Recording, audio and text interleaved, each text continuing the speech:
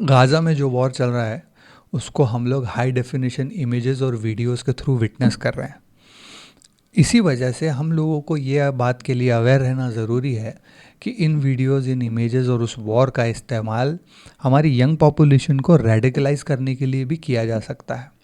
Young मुस्लिम adults को कट्टरपंथी बनाने के लिए भी इस वॉर का इस्तेमाल किया जा सकता है, क्योंकि ऐसी चीज़ें पहले भी हुई है।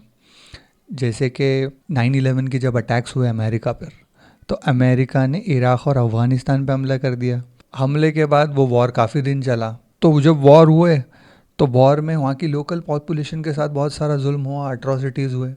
सिमिलर अट्रॉसिटीज़ हुई थी अबू गरीब प्रिजन के अंदर, जहाँ पर के अमेरिकन सोल्जर्स ने वहाँ पे प्रिजनर्स जो बंद थे उनके साथ बहुत भयानक तरीके से जुल्म किया था। उनको वो इलेक्ट्रिक शॉक्स देते थे, उनको कुत्तों से कटवाते थे, सेक्सुअली अब्यूज़ करते थे और ह्यूमिलिएट करते थे।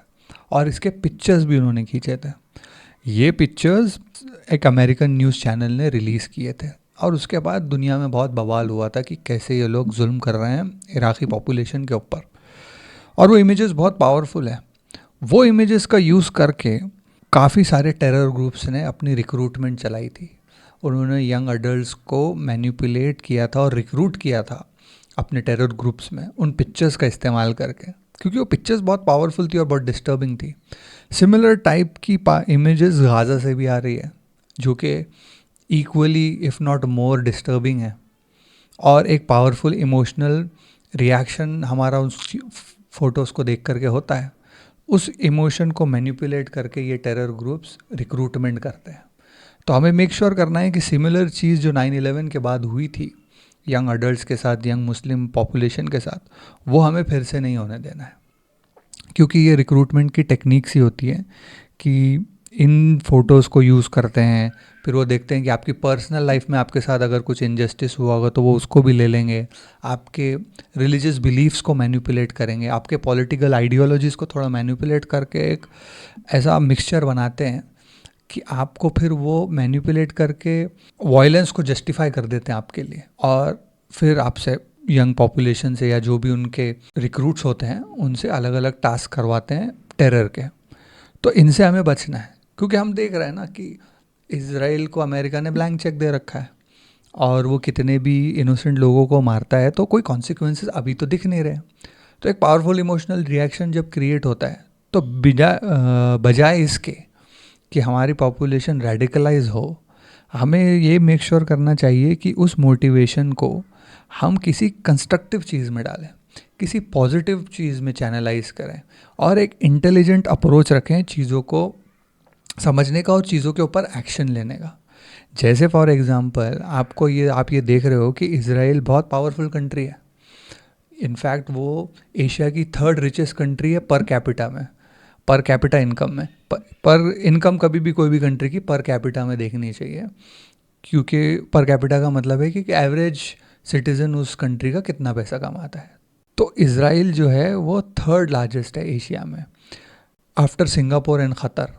गल्फ़ में अरबिस्तान में वो क़तर के बाद 2nd है in terms of per capita income.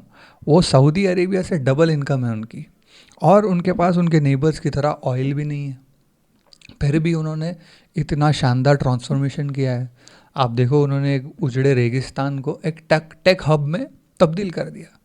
तो ये जब इज़राइल कर रहा है और हम नैरेटिव्स में सुनते हैं ना कि अरे इजरायली 100 साल आगे की प्लानिंग करते हैं, आप भी कर सकते हो, आपको कौन मना कर रहा है। तो अगर इस चीज़ को अगर आप स्टडी करोगे, देखोगे कि इज़राइल ने ये अचीवमेंट कैसी करी है जो कि बहुत तारीफ़ काबिल है, वो उससे आप कुछ लेसन्स ड्राइव कर सकते हो जो आपके लिए और आपके देश के लिए भी बहुत बेनिफिशियल हो सकता है। इज़राइल की पर कैपिटा इनकम अबाउट $55,000 है। उसके कंपैरिजन में इंडिया की $7 या $8,000 है सिर्फ। और इंडिया और इज़राइल में सिमिलैरिटी ये है कि हम लोग एक रिसोर्स रिच नेशन नहीं है काफ़ी कंट्रीज़ की तरह जिनके पास पेट्रोल निकलता है या रेयर अर्थ मिनरल्स निकलती हैं। और इसीलिए हमने उनसे लेसन्स लेने चाहिए कि कैसे वो इतने पावरफुल बने, इतने इकोनॉमिकली प्रॉस्परस बन पाए। कहते हैं कि इन अर्ली 1996 में इज़राइल ने अपने रिसर्च और डेवलपमेंट में बहुत ज़्यादा खर्च करना स्टार्ट किया। उस टाइम पे वो अपनी जीडीपी का 2.6% खर्चा करते थे सिर्फ रिसर्च में, जो कि 5 टाइम्स मोर देन चाइना था उस टाइम पे। और फास्ट फॉरवर्ड करो और अगर आज के टाइम पे अगर आप देखोगे तो इसराइल अपनी जीडीपी का 5.6% सिर्फ रिसर्च एंड डेवलपमेंट में खर्चा करता है। ये साउथ कोरिया, ताइवान जैसे टैक्स हैवी कंट्रीज से भी ज़्यादा है। इस इन्वेस्टमेंट की वजह से इसराइल हाई टेक एक्सपोर्ट्स के अंदर बहुत आगे चलता है। सेक्टर्स जैसे कि aerospace, computers, pharmaceutical, scientific instruments, ये इन्होंने भर भर के एक्सपोर्ट किए। 2021 में 17 बिलियन वर्थ का हाई टेक एक्सपोर्ट इसराइल ने किया है, जो उनके एक्सपोर्ट्स का 1/3 था। और इसराइल सिर्फ हाई टेक एक्सपोर्ट्स के अंदर ही नहीं बहुत झंडे गाड़ रहा है, बल्कि साइबर सिक्योरिटी के अंदर जो उनके प्रोडक्ट्स हैं वो पूरी दुनिया में हाई डिमांड में है। पूरी दुनिया साइबर सिक्योरिटी के लिए जो प्रोडक्ट्स है वो इसराइल से ख़रीदने चाहती है। दुनिया का साइबर सिक्योरिटी का 1/3 जो रिक्वायरमेंट है, जो फुलफिलमेंट है, वो इसराइल करता है। इसको ऐसे इमेजिन करो जैसे कि इसराइल के पास ख़ुद तो अपने लिए एक साइबर सिक्योरिटी का फोर्ट्रेस और क़िला वो बना ही रहा है, वैसे सारे ब्रिक्स भी वो पूरी दुनिया को बेच रहा है।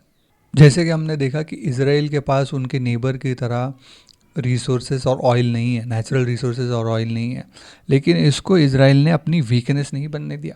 आज की डेट में वो एक नॉलेज इकोनॉमी है, उन्होंने अपनी पॉपुलेशन के नॉलेज को हार्नेस किया है।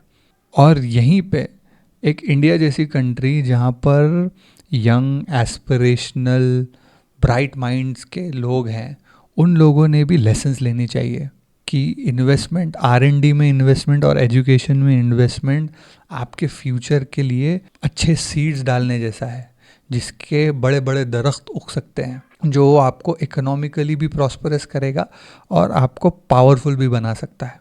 इकोनॉमिक ग्रोथ और इनोवेशन की जड़ें वो बन सकती हैं अगर आप R&D के ऊपर खर्चा करोगे तो। अगर आपको भी पावरफुल बनना है इकोनॉमिकली और नॉलेज वाइज भी, तो आपने भी रिसर्च पे और नई चीज़ों के एक्सप्लोरेशन पे खर्चा करना चाहिए, एजुकेशन पे खर्चा करना चाहिए। नेशनल लेवल पे तो ये चीज़ें होनी ही चाहिए, लेकिन आप अपने पर्सनल लेवल पे भी इस पे खर्च कर सकते हो। अपनी फैमिली का कुछ इनकम का कुछ हिस्सा आप ईयरली और मंथली अलॉट कर दो कि हम लोग ये पैसा खर्च करेंगे सिर्फ नई चीज़ों के एक्सप्लोरेशन में या नॉलेज के ऊपर। तब आपको आपकी फैमिली में और आपकी पर्सनल लाइफ में ग्रोथ देखने मिलेगी। आप और एजुकेटेड होंगे और आपके सोचने का दायरा बढ़ेगा। क्योंकि जनरली लोग क्या करते हैं, यूट्यूब पे और दूसरे सोशल मीडिया प्लेटफॉर्म्स पे ऐसा ही डेटा या कंटेंट कंज्यूम करते हैं जो उनकी जो ऑलरेडी एग्जिस्टिंग बिलीव्स और मान्यताएं हैं उसको पक्का करता है, उसको अफर्म करता है। वैसी ही चीज़ें लोगों को देखना पसंद है। वो एको चेम्बर्स में फंस जाते हैं, जैसे कि खुद जो सोच रहे हैं वही सामने वाला यूट्यूबर भी बोल रहा है या कोई भी कंटेंट क्रिएटर वो बोल रहा है, और उसी चीज़ों को, उसी कंटेंट को ये कंज्यूम करते हैं। लेकिन आपने उससे बाहर निकलना चाहिए। आपने देखना चाहिए कि क्या नई टाइप की सोच दुनिया में चल रही है, क्या नई चीज़ें डिस्कवर कर रहे हैं, सोचने का तरीका लोग, फिलोसोफर्स क्या बोल के गए हैं, थिंकर्स क्या कर रहे हैं, अच्छा जर्नलिज्म कौन कर रहा है, उस जर्नलिज्म को सपोर्ट करो। ऐसी चीज़ें आप करोगे तो आपकी नॉलेज में भी इजाफा होगा और आप पर्सनली भी ग्रो करोगे। और आप अपना, अब जब आप किसी भी प्लेटफॉर्म पे कुछ देखते हो और आपको लगता है यार ये फ्री है और आप उसको माइंडलेसली कंज्यूम करते हो, आप सोच नहीं रहे हो कि ये जो आप देख रहे हो, जो सुन रहे हो, वो आपको बेनिफिट दे रहा है या आपको नुकसान दे रहा है, और आपको लग रहा है ये फ्री है, लेकिन वो फ्री नहीं है, आप अपने टाइम के साथ उसको पे कर रहे हो, है ना। तो उस ट्रैप से बाहर निकल के new ways of thinking find out करो, बुक्स पढ़ो, ये सारी चीज़ें, और अपना खर्च करो जहाँ पर, put your money where your mouth is, जो आपके इरादे हैं उसके ऊपर खर्च करने की कोशिश करो या उसकी क्षमता रखो। ऐसी चीज़ों पे खर्च करो जो आपको पर्सनली भी ग्रोथ दे और आपकी सोसाइटी पे भी एक पॉजिटिव कंट्रीब्यूशन करे। और ये आप करोगे अगर आप जेन्युइनली सीरियस हो about empowering your community and your country.